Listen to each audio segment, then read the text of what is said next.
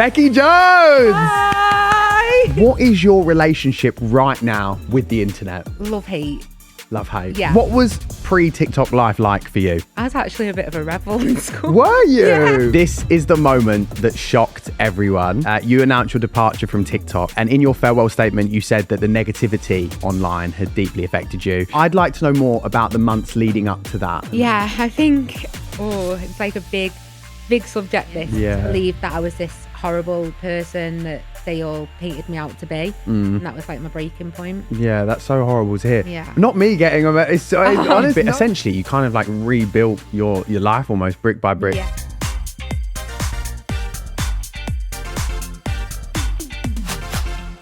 Welcome back to another episode of Not My Bag. I am so excited for today's podcast. If you don't know who this woman is, you have been living under a rock.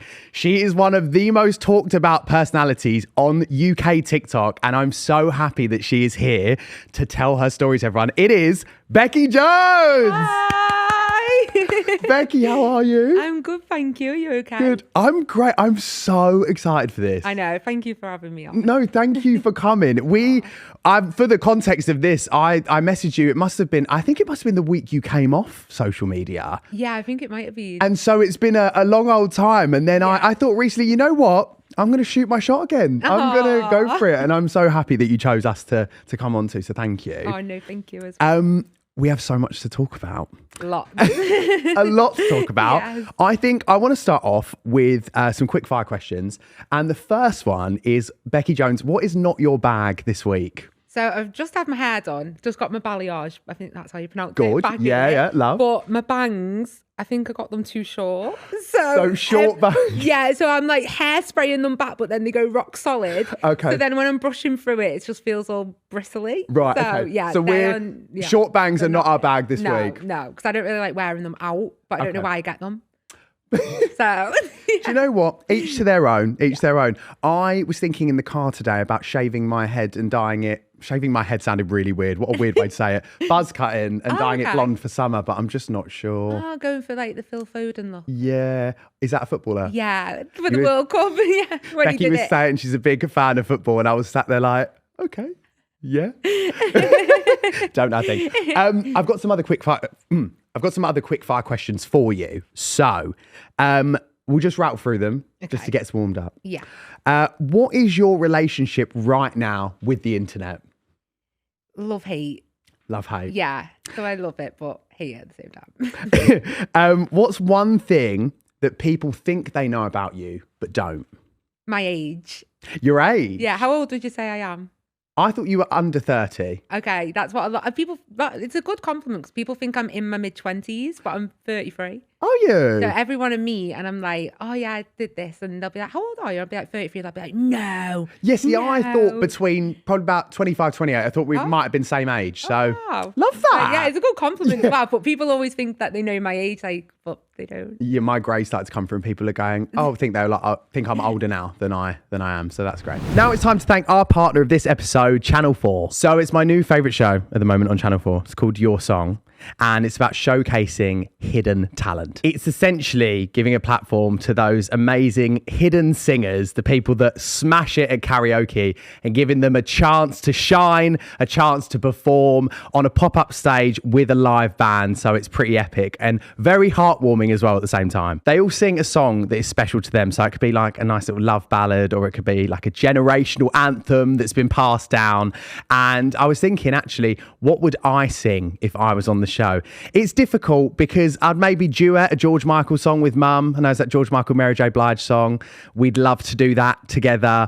If it was with Kane, it would probably be a Beyonce moment, maybe Destiny's Child. I know they're not power ballads, guys, but they mean something to me. They're emotional to me, especially Lose My Breath, Destiny's Child. So it's similar to The Piano and made by the same team that do Piano and Great British Bake Off, but obviously music is at the heart of this show. While singing's at its core, there are memorable and heartwarming stories from the people that are taking part. Packed full of Huns, you've got Alison Hammond hosting and Sam Ryder and Paloma Faith as talent. I absolutely love this lineup, by the way. And Paloma Faith, I'd love to sing with her. She actually looks a bit like my mum.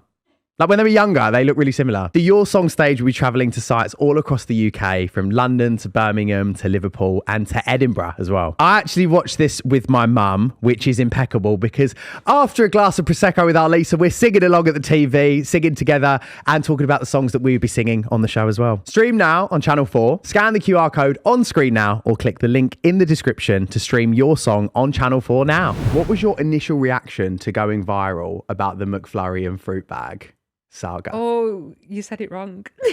McFlurry. I literally looked down to go, what did I say wrong? Sorry. McFlurry. If I said it right? McFlurry or fruit bag. Yeah.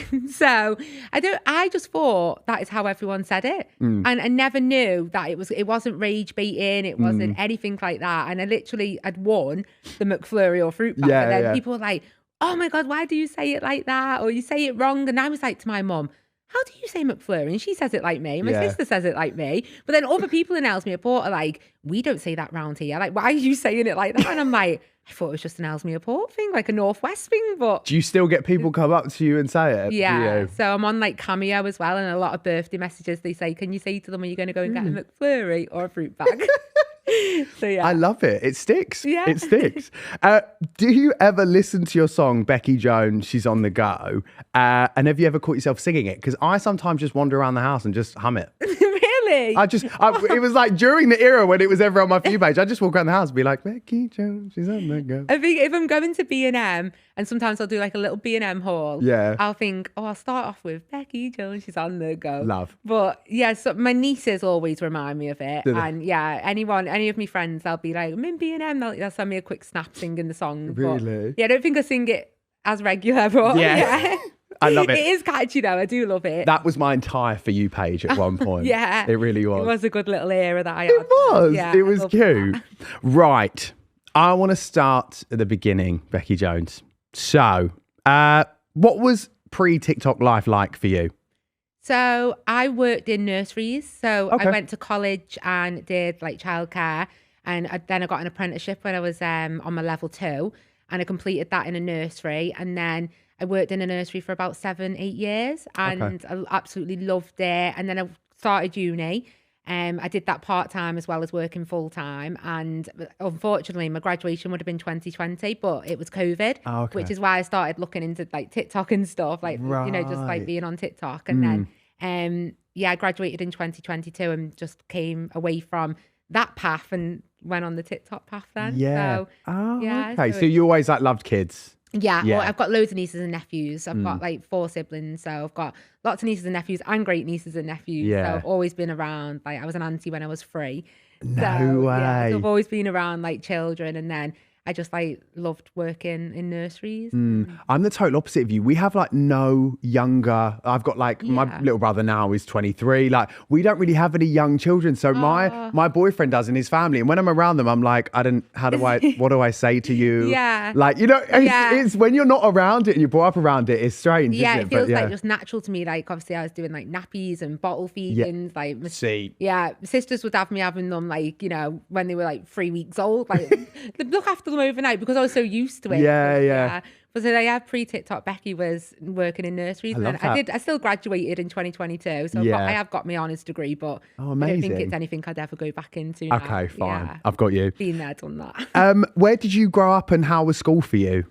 So I grew up in Ellesmere Port. Okay. Which is basically, everyone always says, where is Ellesmere Port? But if you know Liverpool, it's near Liverpool, the Wirral, and then you've got Chester.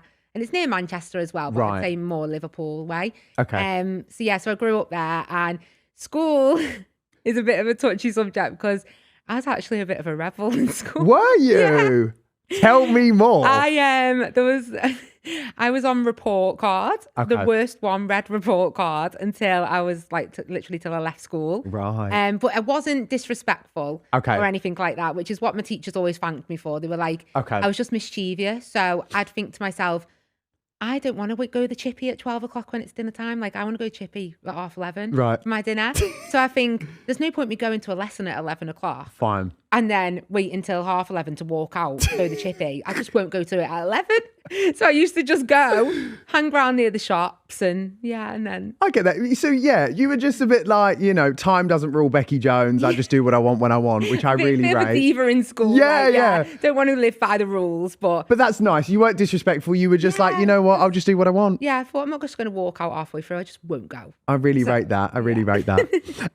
And so talk to me about how you started on TikTok. Obviously, as you mentioned, like you were studying, working, and then lockdown obviously hit. Yeah. And you were part of a lot of creators that then took to, TikTok. So yeah, what was that like for you? Yeah, so it was good. So was never really one for social media. I used to have a Facebook page and like an Instagram page, but literally because I had my nieces and nephews all the time, I just used to post little pictures of them. Yeah. And then my niece Paige, who was 11 at the time, she had a Musical.ly account. Okay. I remember that. Yeah, she was a bit younger than 11, sorry. And she'd made my account just to like her videos on Musical.ly. Okay. So that's where Becki Jones 4 come from. I didn't choose it or anything like that. It was just literally the username that Musical.ly gave me. Okay. So we kept it on there. And then a few years later, obviously when COVID hit, I said to Paige, should we make a hot chocolate, a slow cook hot chocolate for your TikTok? Yeah. And she was like, yeah, okay. So we made it on my phone and everything. And then she's like, actually, I'm not posting that. It's quite cringe. I was like, yeah, okay. I said, do you mind if I post it then? Because I don't really post on TikTok. So she was like, yeah, go on then. Woke up the next day and it had gone viral. So I was like, oh. So yeah, so that's where it all stemmed from. So I do remember the video, and a Liverpool Echo reported on it, and it was woman becomes viral TikTok star overnight after posting hot chocolate. Becki is now stopped and asked for photos at her local shops, racking up over 280,000 followers. So that was at that time. Wow. If TikTok was never a thing, what do you think you'd be doing now? Do you think you'd still be? I think I would have gone on to do like my teacher status and become like, I always wanted to be like a reception teacher, like still in the early years department, but reception teacher. Wow, so the hot chocolate really changed the trajectory of your life. Yeah. It's always one of those things though, isn't it? It's what you don't expect. No, I didn't know of things going viral. Like I didn't really. I thought anyone that was known was just a celebrity. So, right. like actors or singers that Yeah. Didn't know like social media people were a thing at that time. So it was crazy that it happened, and it's crazy how it carried on, because I don't know, like I just think to myself, if I didn't carry on from that video, like yeah. So you just self-taught really from then on, I guess, because if you weren't posting much, did you then see obviously the reaction and think, oh, you know what, I'm going to make a go of this and get a bit more consistent with it as well? I just thought to myself like, oh wow, maybe this is, because like I say, I was finishing uni and everything, so I wasn't set on what I actually wanted to do. And I just thought, oh, maybe this is like a different career path. But I'd never set out to be like, someone that people would know or know your name or anything. And yeah, so it was kind of crazy when you started getting a bit of attention or people recognised you in the local like supermarket. It was crazy. I bet like Cheryl can't even pop out for a pint of milk anymore. So your original content on TikTok was very much based around like what I eat in a day, the vlogs, the like budget B&M shopping hauls, and the cooking as well. And you still do a lot of that still, don't you, as well? Why do you think your content connected so well with people? Because it really just flew, didn't it, at that time? I think I didn't see many people do what I eat in a day at the time. That was like my first video request that I got for people to do. Okay. So people were like, oh, can you show us what you eat in a day? And I was like, oh, yeah, okay.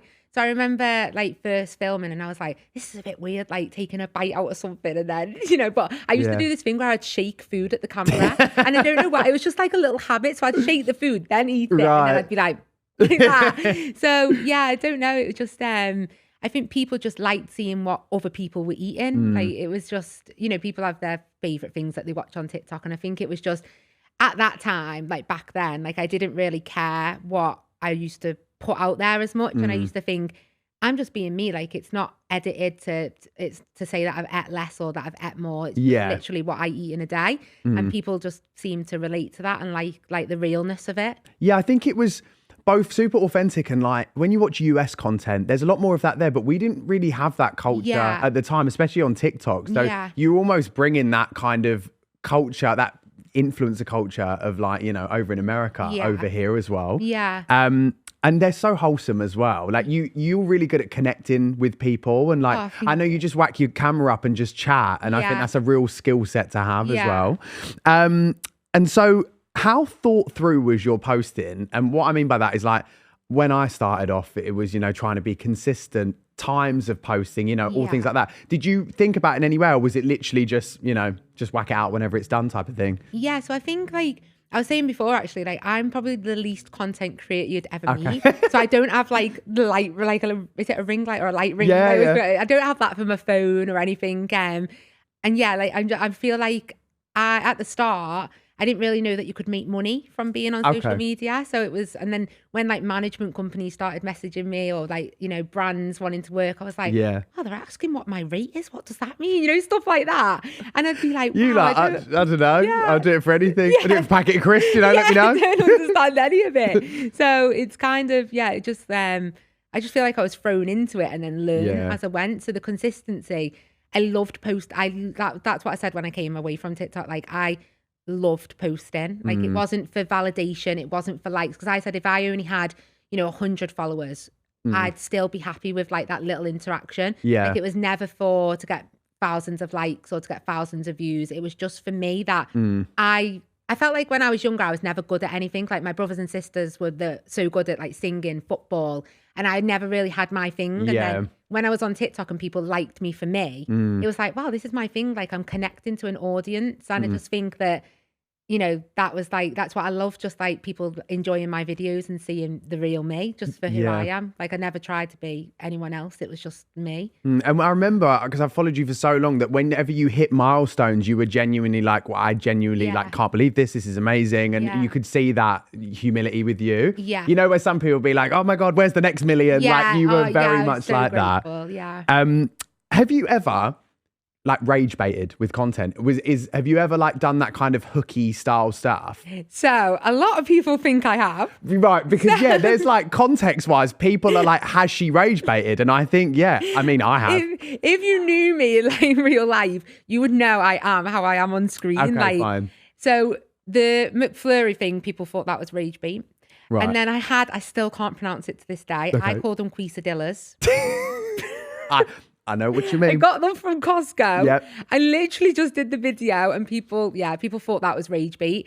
People say that I had M on the end of my words. So people used to think I said garlic mayum. And I don't. It's just the way I speak.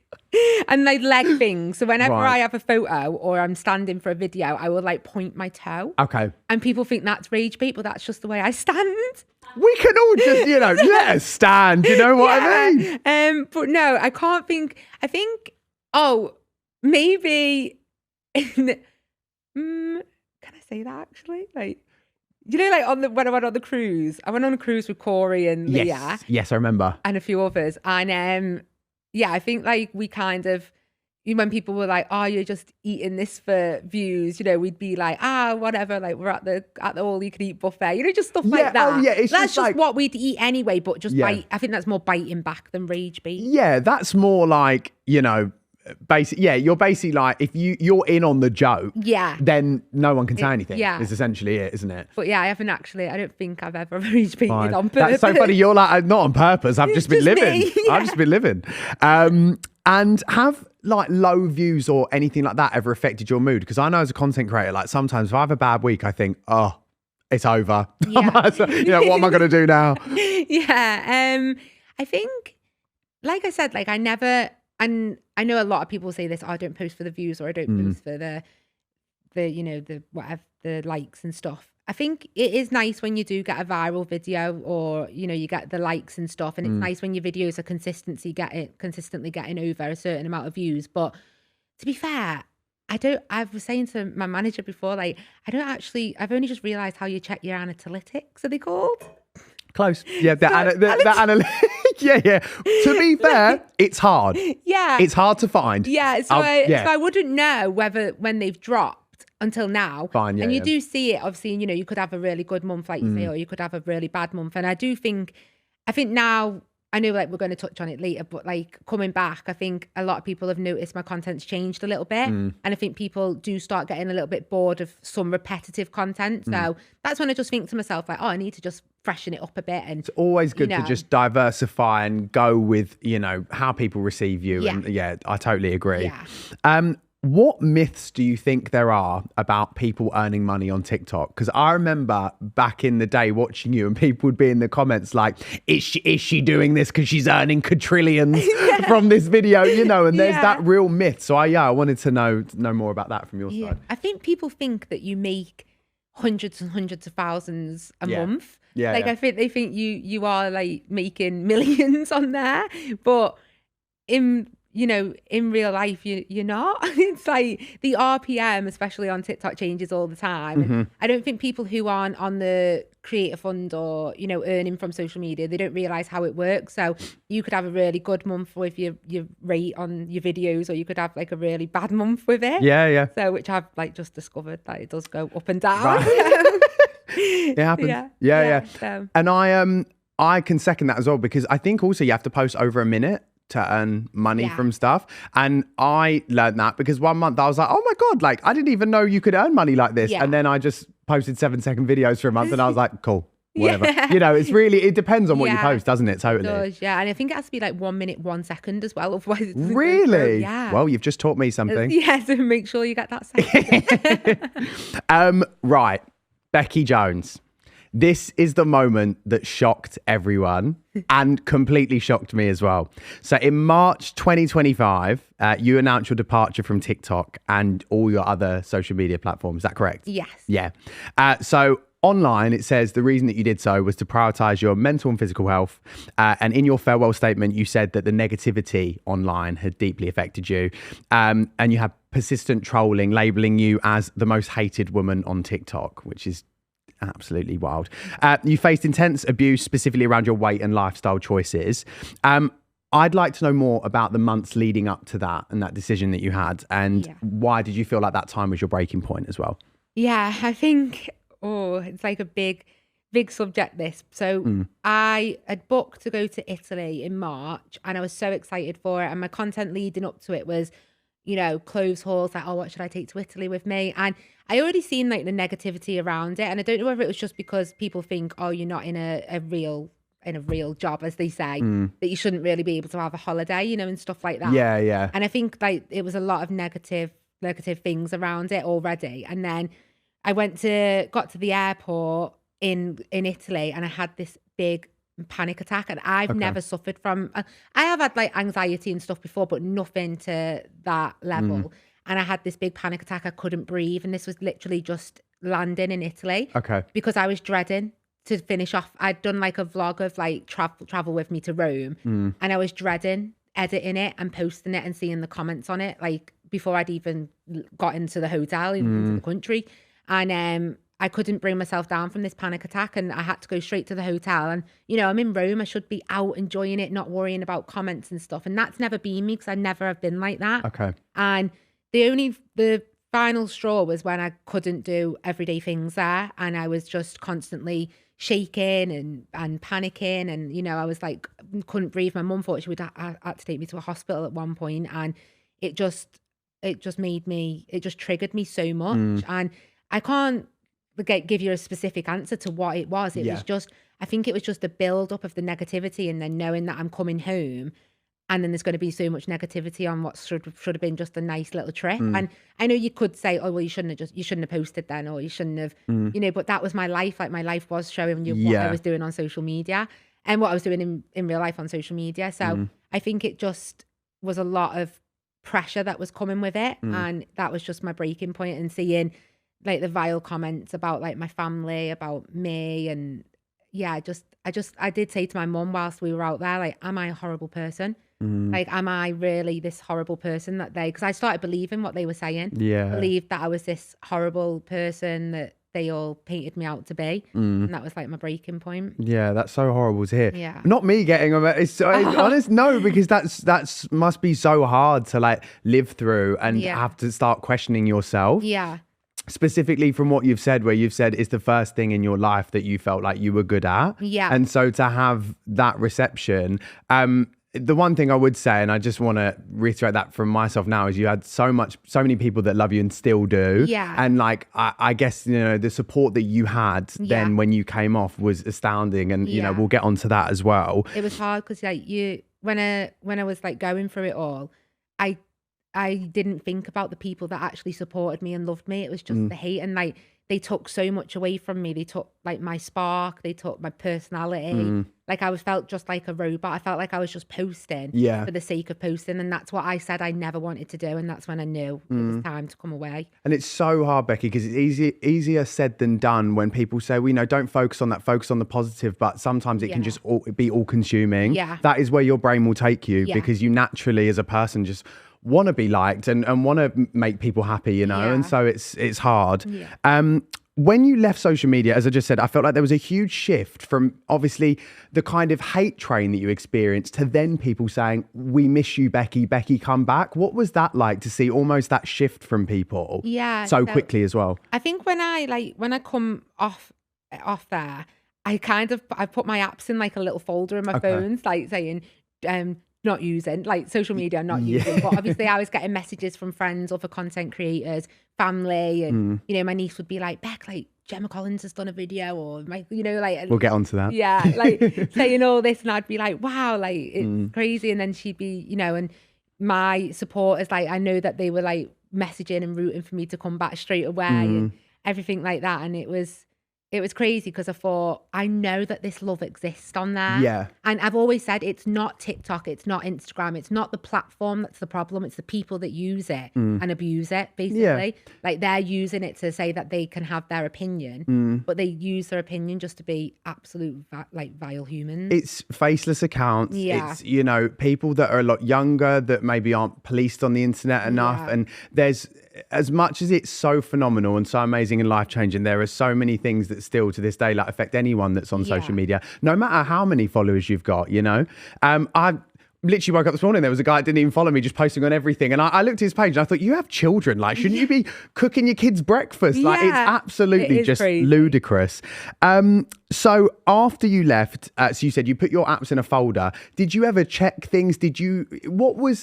It was 6 months, right, that you were away? Yeah, 6 months. So talk to me about that. Like, what did you do? How was the life adjustment? Like, that must have been crazy to go from, go through that. Yeah. So obviously, like when I came off, I had to like go and get some help and stuff, and like come to terms with like what I'd been through and everything. Did you go through therapy? Yeah. Yeah. Okay. So I went. The first thing I did, when we got back from Rome, and then I did the video saying I was leaving social media. I hadn't been to the doctors at this point, and then I went to the doctors because my mum kept saying like, all my family and friends were like, Becki, you might get help and then like want to go back, like now you just come off, and I'm like, no. Were you adamant at that point? You were like, I don't want to go back. Never going back. Okay. Like, literally never. And then I went to the doctors and like got diagnosed with anxiety and depression. And then I think that's when it hit me like, wow, like I've got to take a tablet to feel better. And like I say, like I know people have to have this every day, and it's a horrible thing to go through. And I've never understood like bad mental health like that. And I've always had empathy and like understood people with mental health, and felt sorry for them. But I've always thought, oh, like how can you feel that sad? And you know what I mean? Like, and it's like when I went through it, I went, wow, like this is crazy how people can feel like this. And I just didn't think, I thought to myself, I was that hopeless. I just thought these tablets aren't going to help me. They're not going to help me. I just didn't want to be here no more. Didn't want to be here. I didn't want to do anything. I didn't, like, if it weren't for a few certain people in my life, like, I don't think I would have, like, made it through, like, sorry, I got, like, emotional talking about it, but no, like, I don't think I would have, like, got through it. And it just wasn't me. Like I wasn't that person, and I've always been like a happy person, no matter what I've been through in my life and stuff. And it was I just thought, wow, these people, these strangers, have made me like question myself and who I am, and like, made me hate myself. I did hate myself. But it's testament to you and how strong you are as a person and your support network as well, that you managed to get through that. Yeah. And like, I know as a person that's also like been diagnosed with depression and been on antidepressants, how hard it is at that point. And you had, you know, you were forced into that position. And I think it's so amicable that you just got through that time. And so talk to me about going through that, being diagnosed, then getting better, because I feel like that's something that I know a lot of people will resonate with and really love to hear, you know, how you did that. So when I'd, you know, started like focusing, I switched off from social media. I don't think I didn't go, my screen time was so low, which was amazing. And yeah, I just kind of, do you know what actually helped me? The game Block Blast. I would play that. That's the only thing I would do on my phone is Block Blast. Like I didn't cut everyone off, as in like friends and family and, you know, stuff like that. But I didn't want to reply. I think, you know, when you go through depression, you don't want to reply to anyone. Yeah. And yeah, I think like, just staying away from things and just replying to what I was ready to reply to helped. And then it was like I say, a few select people really helped me. Like I've got a niece, Paige, and you might have seen her on my social, like my TikTok. She does TikTok herself, bless her. And she's nearly 18 now, and she is like literally like, if I could have half of her bravery and courage, like I'd love it. Like she helped me so much, and she's like a little hype girl. Like she'd pick me up and she'd be like, come on, like we'll go for a dance, because she's a dancer. So I'd go and like film it. She'd go on M&S car park. Right. And she'd be like, come on, you've got no videos to edit, so you can come and help me. And I'd be filming her in the rain while she's doing dances and stuff like that. She became a videographer in your time off. I became a videographer. So I was like doing that, and I was like, oh, do this in the choreo, and thought, oh, maybe I'll be a choreographer next. And she really uplifted me and she helped me. And you know, like I didn't want to put my worries onto her, because she'd know when I was having a bad day and stuff. And, you know, she'd say, come on, we'll just go. We've got this place near us called Pargate, and we'd go there and we'd just have like a little walk. And she really helped me. So I just like, that's when I started going for walks. I started going for walks. And then I got a bit braver. Like I didn't even want to go in my car or anything. Like I didn't want to drive or anything like that. It was like I just lost all my energy. And then I thought one day, right, I'm going to go out in the car on my own and go for a nice walk. And I found this place called the Countess of Chester Country Park. And I just started walking. Like I got my little ticket, put it in the car. I thought, right, I've got an hour now to do a good walk. And I just started walking, and that really improved my mental health, because every day then, instead of getting up and doing videos, it would be I'd be getting up to go for a walk. Right, yeah. And I look forward to that every day. And my mum was absolutely amazing. I watched so many series that I didn't think I'd ever watch. I watched one called Chicago Med. Okay. Yeah, that was amazing. She did try and get me to watch Bridgerton, but that's not my thing. So I've tried as well. I try, but I can never get into it. Not my thing. But yeah, I watched a lot of series with her, and you know, it was lovely. My dad's got vascular dementia, so it was nice spending like a lot of time with him. And you know, we made some amazing memories. We went to Cornwall, and that was such a breathtaking holiday. And yeah, I went and seen Corey and Leah. I went to their baby shower and stuff. And yeah, so that was all nice, like still seeing people. And I think it just like, I just started feeling like me again. And it was because I wasn't checking comment sections, or I wasn't wondering when the next rumor was coming about, or the next, you know,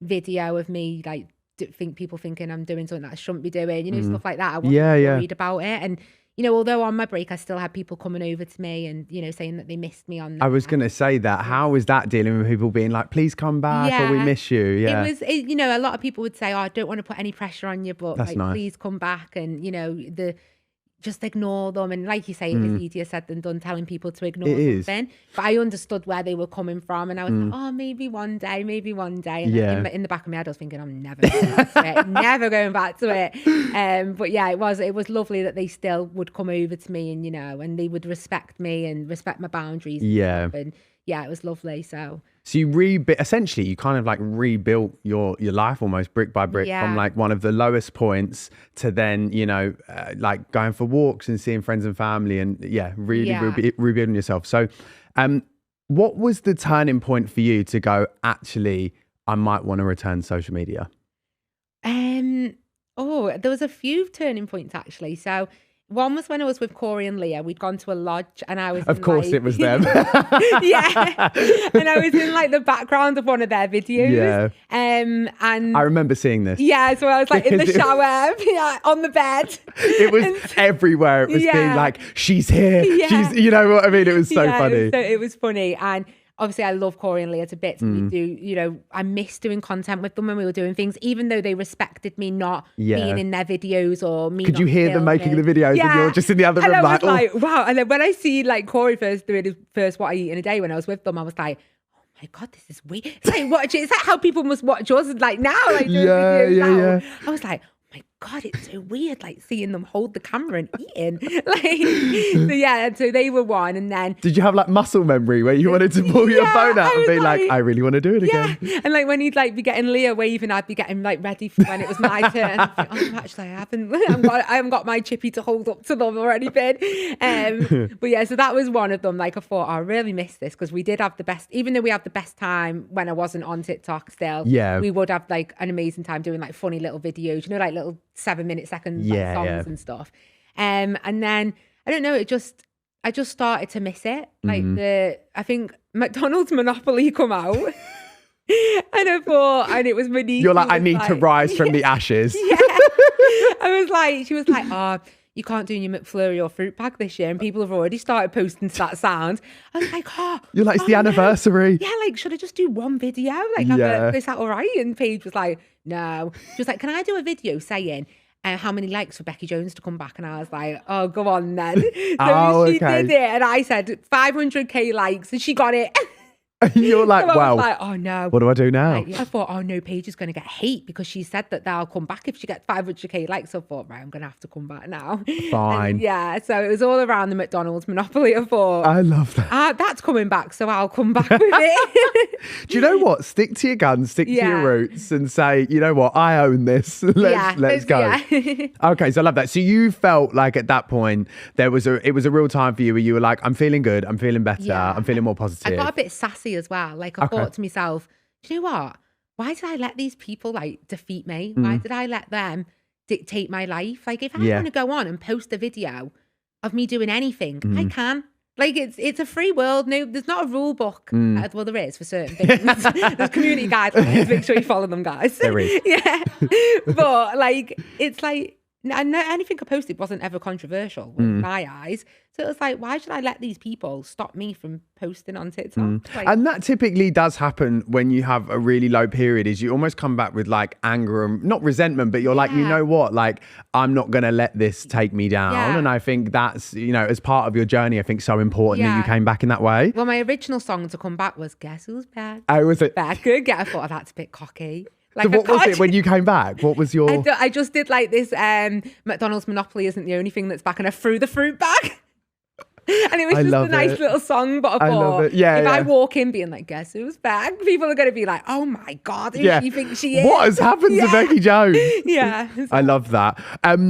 How did you feel as well during your time away, the magnitude of you leaving social media? Because I say that like there was Gemma Collins, Jedward, it was Michael Barrymore as well. Yeah. They all came out to support it, hit the press, like mainstream press was reporting on it, the Daily Mail, etc. What was that like? Did you actually realise how impactful it would be at the time? Not at all. Not at all. Like I said, it's so crazy. Like I'm so grateful for every single follower that I've got. And then I think when you've got people that are they called like public figures? Like people that are famous, that follow you as well and are rooting for you. It's like, wow. Like Gemma Collins is like iconic. Yeah. And when everyone was sending me that video, I was like, Gemma Collins knows my name and she's wearing a leopard print coat and I love leopard print. And then like Michael Barrymore, like my mum and dad grew up like watching him. Yeah. Do you know what I mean? I remember seeing his video and being like, oh my God. Yeah, there was so much discourse online around you. But I guess it's hard because at that point it was like, you'd made your decision and it was final. And it's like, no, unfortunately, if they're not living your experience, you're like, I've got to do what's best for me. I think, it was crazy seeing like all the support and everything and the messages when I actually came back. Like I seen that Gemma Collins had DM'd me on Instagram and Jedward had sent me a voice note and wow, like it was crazy. And I think, you know, as much as it's amazing having people like that supporting you and wanting you back, like, you know, my main followers that have supported me from day one and, you know, continue to support me, you know, they were just as important and, you know, no one could have got me to go back at that point. So. And you've got to do it when you feel like it's right for you and no one else. Yeah. Right.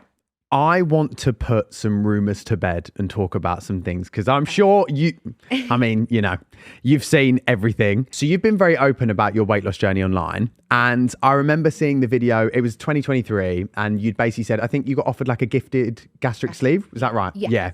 So you've been offered that. What was the reason you didn't go ahead with that? So I'd had like meetings, Zoom calls and stuff with the company. And I was thinking, this and I wanted to do something about my weight. I was happy, but I knew that for, health benefits, I'd have to do something about my weight. Yeah. So I was thinking, I could tell people like why I'm having it done, and then I could show like life with a gastric sleeve then as well. Like that would become my content. And not that I was just having it done for content, it was for health reasons. And then when I read into the procedure and everything, I thought that I can't even take paracetamol. And I thought, there's no way I can go through that. Okay. And I just kept thinking, no. And because with it being in another country as well, I was thinking, I just couldn't do it. I looked into it. And for me, when I actually really looked into it, I thought, I love food. I don't want to be restricted from a sleeve telling me when I should stop. I know that was the aim of it. Yeah. And that's what you should do. But I thought, I don't want to not be able to have like a fizzy drink again because it reacts different. Yeah. And that was my main reasons were I just didn't want to fall out of love with food through that. And I didn't know how I deal with the pain or taking medication because like I say, like I don't really like taking any medication no matter what it is. So that was my reason for turning that one down. And it's so daunting also being in a different country because regulations are different. I would find that daunting as well completely. Yeah. So what is your opinion on the rumors that you lost weight via weight loss jabs? So I've been open and honest with everything on social media from the day I started. So I think if people knew that I was on them, if I was on them, I would have been open and honest about it. And when I did come back to TikTok, I didn't know what it was called. So I was saying, I don't know what that weight loss jab's called. Yeah. Mounjaro. Yeah, you got you loads, haven't you? Yeah, Mounjaro, Ozempic, So when I first come back, I did say, because people had noticed that I'd lost weight when I come back. And I did say, like, I don't know what the weight loss jab is, but I'm not on it. And then people took that as me being like, oh, she's pretending she doesn't know what it is. Right. But I've got nothing against anyone that's on the jab at all. Like, if that's their age, they want to choose, that's their life to choose it. But personally for me, like I wouldn't have done that anyway to lose weight. Yeah. Because like I said, like for one, it would be you can't maintain it. Well, apparently you can't maintain it when you come off it because you obviously get your appetite back. So I would have just gained the weight back because you can't stay on it forever. Yeah, yeah. So you would have got my appetite back and would have put the weight back on. So I think, I don't know where it come from that people thought. I don't know if it's just because it's a new thing. I think it's a cultural thing. Yeah. I think that there is this assumption now where it's so readily available that if someone has dramatically lost weight, then you automatically think it's Ozempic or Mounjaro, the jabs. So, but I agree with you. And it's nice to hear that the whole time in all of this, during the gastric sleeve and during coming back, you've constantly thought, it's just about my relationship with food that needs to change. Not, you know what I mean? Not any of these quick fixes or big medical things, which I think is really positive for you to be talking about. Some of my happiest memories and days are when I was bigger.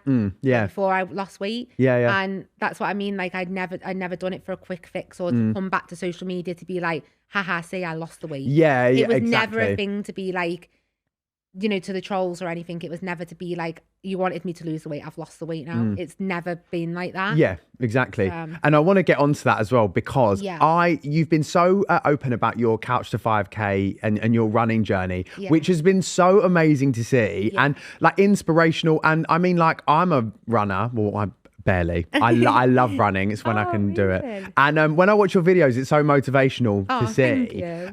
And it brings me on to the point of saying, from what you've just said, I feel like, Becki Jones, you can't win with anything, right? Because like there was all of that discourse before, all of these people saying this stuff about you. Yeah. And I looked at your comment section recently and there's people being like, you don't have to exercise every day. Yeah. I'm thinking, can this woman catch a break? Like, what do you think of that? Like, you're showing a positive, healthy lifestyle, healthy habits. Your content is so wholesome. It's so real. And still, people have a problem with it. It is confusing. It's confusing for me because, like I said, I didn't do it to come back and be like, I've lost the weight now, haha, or anything like that. But to have people now still saying you're taking it too far, it's like, wow, like, What do you mean? yeah, like, I think, I think people are more annoyed at me because I'm not showing what I eat. I don't show what I eat on camera anymore. Okay. I don't eat on camera at all. Yeah. And I think people think that there's this big miracle solution that I've got to how I've lost the weight. And I haven't said how much I've lost or anything on my platform because I don't put the calories or anything included in meals or anything like that. And I think people think that there's just this big conspiracy around how I've lost weight. Like someone said, right, she said she hasn't had weight loss surgery or she's not on the jab, so she's had the balloon because that's not actually a surgical procedure. Right. So I'm like, wow, like they really look into all this. But no, like I said, I've been through like this is quite like upsetting, but I've been through like a bad time with food and I fell out of love with food. Okay. And I'm going through something still to this day now that I'm not comfortable talking about anywhere. Okay. And I think people are getting that confused with me. They think I've had something done or they're filling in the blanks, but that's your story to tell when you're ready. And I totally understand that people are going to have their opinion or have a assumption on it, but it's anything that I'm gatekeeping, as they call it. It's nothing that would benefit people. It's nothing that is a quick fix for them. It's nothing that would bring anything to their life that is easy. Okay. It's not, and it's one of the worst things I've ever been through. And yeah, like I said, like it's just my boundary that I've set that I don't want to talk about it or show. And I really respect you doing that. Yeah. And I feel like for those who are watching, who are fans of Becki, should also respect that. And that's your story to tell when you're ready to tell it. Yeah. For sure. But I've been loving seeing the content change up. Yeah. And what you're doing. And how do you feel like when you see, so I've seen like videos or comments of people being like, we miss the old Becki, we miss the what I eat in a day era. Like, what have you got to say to those people that say that? I miss that Becki as well.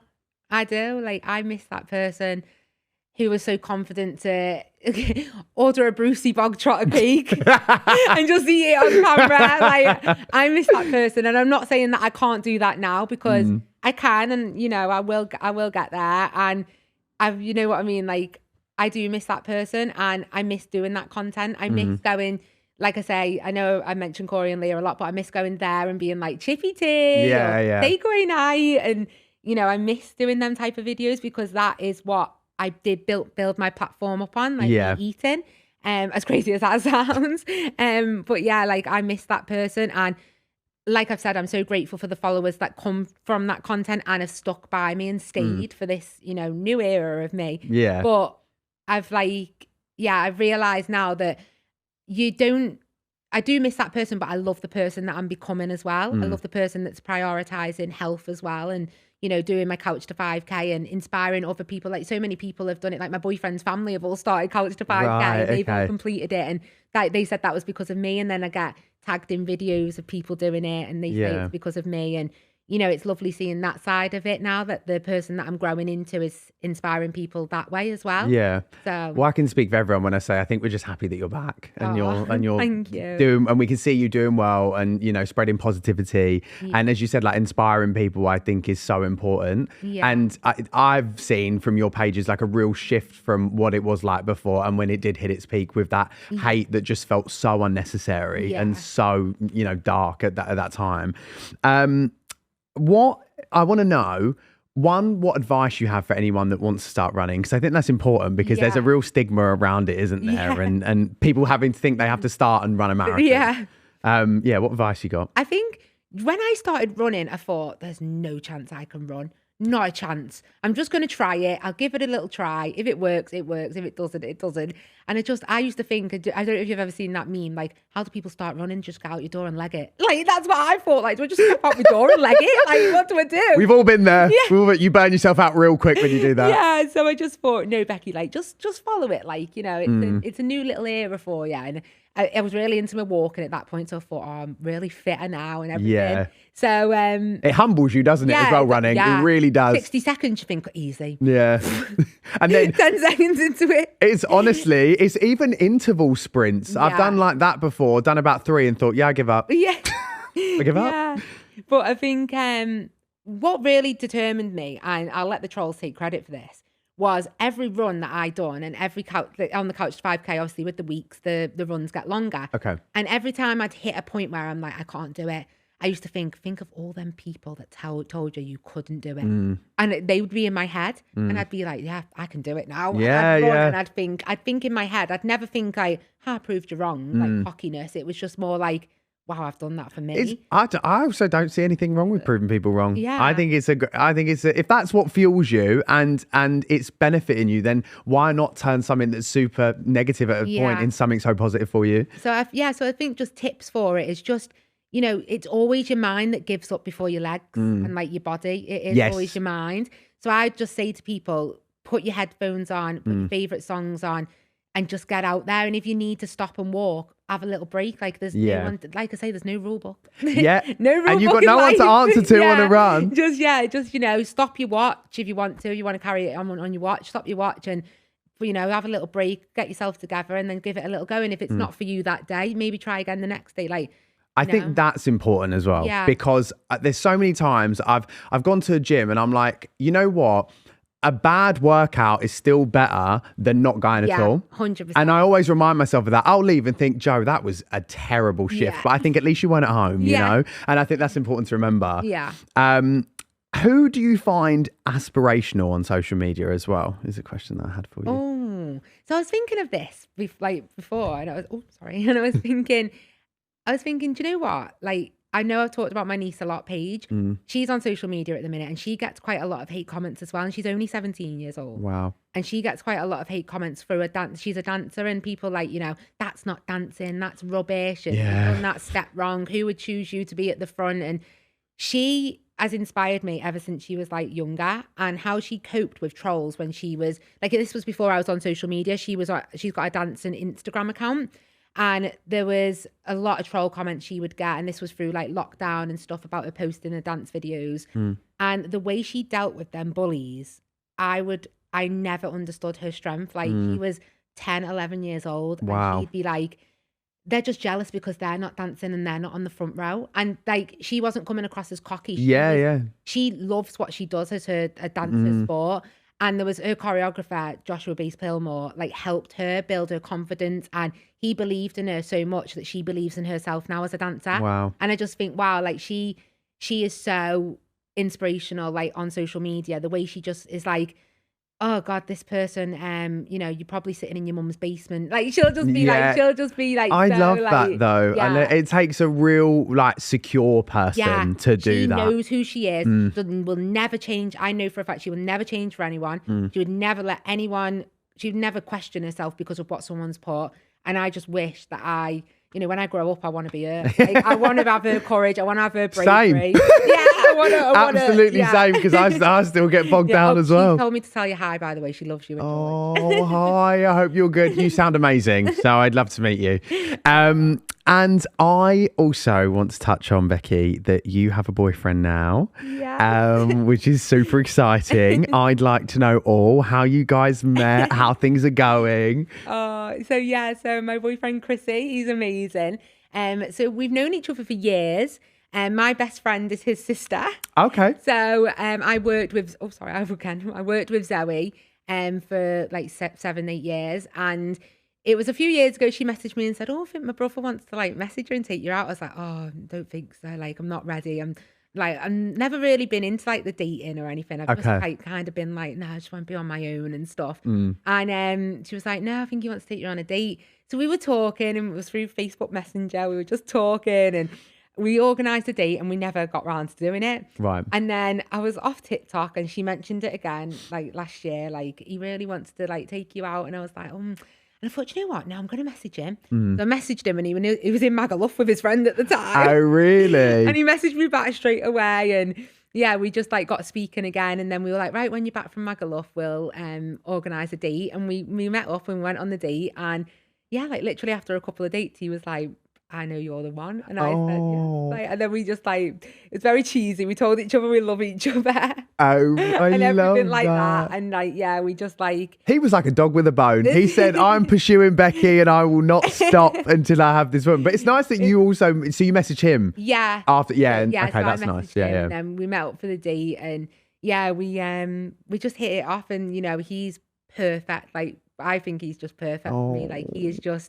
he loves me for who I am. Like, he's known me at my worst, because I was obviously going through a bit of a hard time still when I went on that date with him. And he's known me at my worst, and he's known me like at my best, and he's so supportive of everything that I do. Like, we've recently just been to Dublin, and he was like my little cameraman. Don't get me wrong, he got some of the angles wrong, and some of them it was just of his feet. But he was, he tried, and I was like, yeah, I think they're like the memories that I love to keep, like seeing his feet, like me like waving, and then you just see me at the end like walking off waving.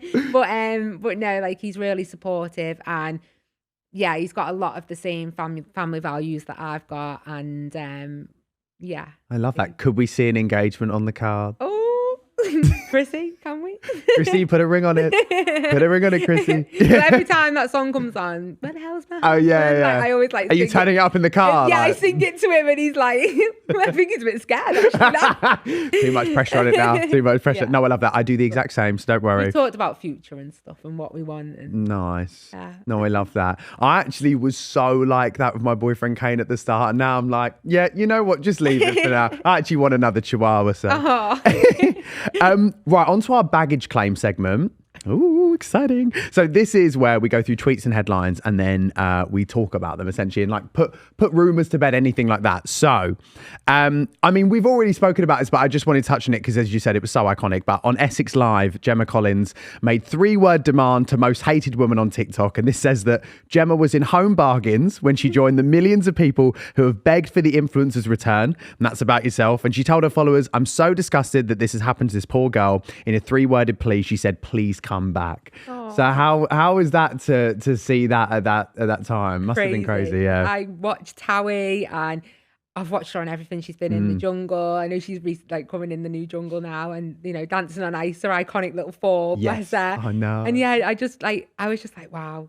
So she's an icon. I'll tell you a fun fact about Gemma. When she came on this podcast, 2 sets ago, I think it was. Wow. It's been years ago. She afterwards was going out for lunch nearby, and she cut her hair in front. She was like, "I actually want my hair shorter today." Got these scissors off the side and literally just cut her extensions off and just went.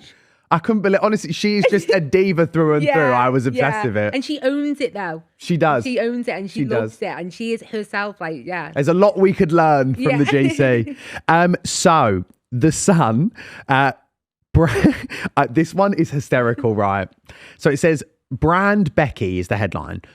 "The real reason behind Becki Jones's revamped trad wife lifestyle, and why she's now more M&S than B&M, and how it will earn the star 500k. So this is so clickbait. I clicked on it. I actually couldn't read the article without paying for it. So I was like, you know what, Becki, I'm going to read out the headline to you. What do you think's going on there? First of all, I do not like that newspaper. We call them, from where I'm from anyway, the Northwest, we call them the scum. So yeah, that newspaper in particular. But yeah, do you feel like you're more M&S now? No, like I'm bargain all day long, like home and bargain. She's still bargaining in her blood, guys. I don't get me wrong, I do love M&S as well, but no, I'm definitely not. What is a trad wife? So I actually struggle with this. I think it's just that traditional stay-at-home wife, like husband's out earning the money, you're at home like cooking, cleaning. That's what my assumption is of it. Right, okay. No. Yeah. Definitely not. Yeah, definitely not. No, she's independent, our Becki. Yeah, independent woman. Like, yeah. But no. I mean, no. And 500k a year was that? Yeah, 500k a year. Yeah. No, maybe not that much. I know, I was seeing it and I was like, it's like you've just signed a PLT deal that this article was saying. I was like, blimey. Another one from the Sun was, again, another one that I couldn't read.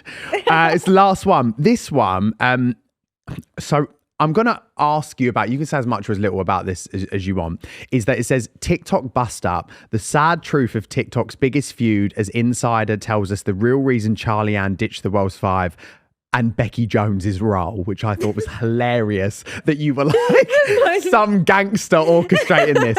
I think my question more with this is like, obviously I what was it, 4 of the Welsh 5 on here, maybe 3 of the Welsh 5 on the podcast, like Charlie, Yine, Kane, and so I know them, and obviously like I've known them all out and about, and I know that you hung out with them a lot, and went on trips with them. So like, I guess where do you stand with that situation now? Because as far as I'm aware, they're kind of all a bit disconnected at this point, right? Yeah. So like each individual of the Welsh 5, like I absolutely love. Like they've all played a part in my social media journey. Obviously you're closer to others than other ones. Yeah. Other ones. Like, I know what you mean. You know what I mean. Yeah. I think like because obviously the cruise that I went on with Corey, Leah, and Charlie, I think I was just put in with them being Welsh. I think people thought I was Welsh. So I think that's my mum thought you were Welsh Jones. as well. Yeah. I think people just say I'm Becki Jones. Yeah.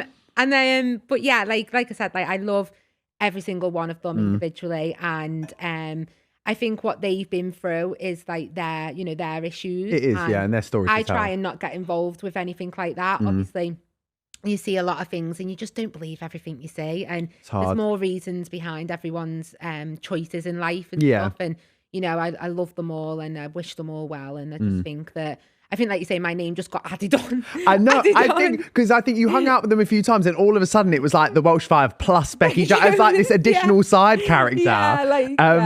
Which I thought was hilarious. Okay, Becki. Lastly, this is a new segment that I'm trying out just for this podcast with you, and hopefully for future. And this is called "Can I Be Honest with You?" And what I want to do in this is basically give you my honest opinion on this interview and like how I genuinely feel And the one thing that I'm going to say. One, you're the first person on this pod to like almost make me cry. I felt myself crying, and I literally never cried. And I was like, oh my God, I got so emotional. And I just genuinely think you're like probably one of the strongest people I've ever had on this podcast. And I'm just really grateful that you like chose to tell your story here. And I think you're super inspirational, and I genuinely mean that. And I'm just really, really happy that you're back. I've followed you for so long. I've seen your journey, and I think, it's just filled me with so much joy that you're happy now. And I just think like, fuck anyone at home that feels the need to sit there at home and berate people all down the internet. I just think go and get a job, and do you know what I mean? Get a hobby. I think it's crazy. And so, I think we all need a bit more positivity. And I think it's nice that you're bringing that to social media now. So thank you. Thank you. You've always supported me, and I've always been so appreciative of, your support. Thank you. Big thank you as well. And I can't believe the timing last time when I DM'd you, and then you quit social media, and I thought, well, she's gone for good now. I'm never going to speak to her. Yeah, of course I'll come on the pod, and then a week later, I'm like, see ya. I know. I thought, there was a point where I thought, was it me? No, I'm joking. Oh, bless you. But Becki, thank you so much. We end on the goodie bag, which is like something that you maybe want to like plug or anything positive coming up. Is there anything exciting going on this year that you want to tell your followers? I mean, you don't have to, but I just thought, you've got the opportunity. The floor is yours. Well, I've been nominated for a Heart of Gold award at the TikTok Influencer Award. So I was very shocked that I made it to the finalist list. I couldn't believe it, because with having a 6-month break, I didn't think, people would even think to nominate me. So I feel amazing with that. So I've got that coming up. And can people vote for you? Yeah, people can vote for me. Okay, well, make sure you vote for Becki on that. Rally up the troops. Thank you. So I've got that coming up. I'm looking forward to going to that. And it's in Liverpool, so I'm looking forward to going to that actual awards. And just, looking forward to the future. Obviously, I'm 33 now, so I'm like want to plan things with my boyfriend, and so excited. Just looking. I'm just grateful for every opportunity that comes my way. I'm grateful for the people that help me, and the people I've got around me, and the support. And I just want to live a happy life, and I just want to be happy. I don't want, I'm not a materialistic person. I don't want the best car. I don't want the best pair of trainers every month or the best iPhone. I just want to be happy. And, if posting my videos, helps me be happy and makes other people happy, that's, a bonus in my... I love that. What a lovely, lovely end to the pod. Thank you again. Oh, no, thank you It's been so much fun. I was so excited at the start of this pod. I think you could tell at home. I was like stumbling over my words. I was like, oh my God, so much to talk about. So much fun to talk about with you. So thank you again. Oh, no, thank you. And everyone at home, thank you so much for watching. Make sure to like, comment and subscribe. Rate us 5 stars on Spotify. And we'll see you all again very soon. Thank you. Goodbye. Bye.